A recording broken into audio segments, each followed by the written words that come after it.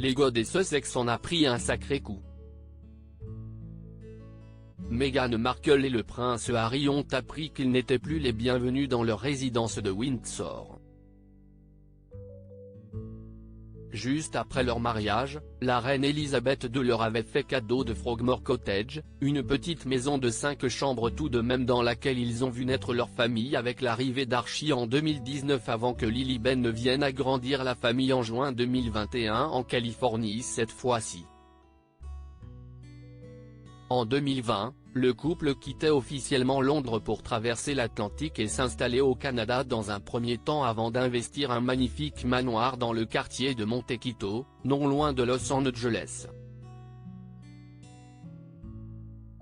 Frogmore Cottage leur appartenait encore malgré la décision des Sussex de s'écarter de la monarchie britannique, ce qui leur donnait la possibilité de revenir en toute sérénité au Royaume-Uni quand le besoin et les obligations familiales se faisaient sentir.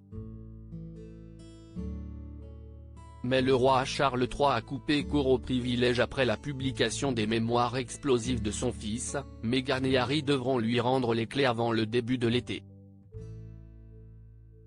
Il devrait donc a priori pouvoir encore y loger s'ils viennent au couronnement de Charles prévu le 6 mai prochain. Mais leur présence n'est pas certaine. Charles aurait demandé à ce que Meghan Markle ne soit pas présente. Se pose aussi la question de la sécurité.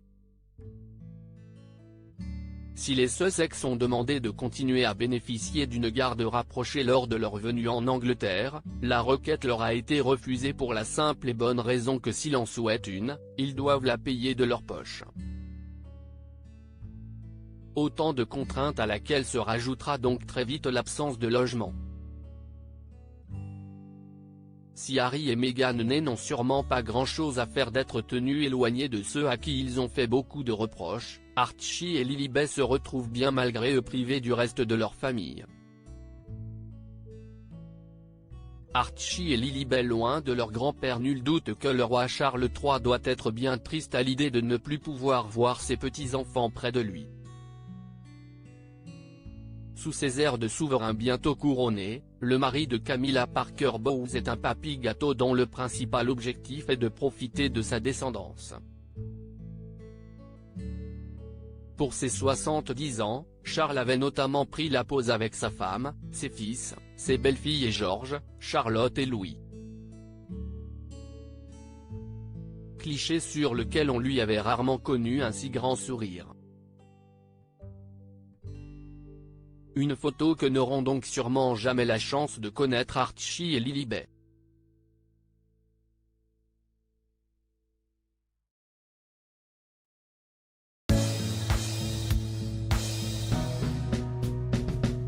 But there's all times through the rough times I think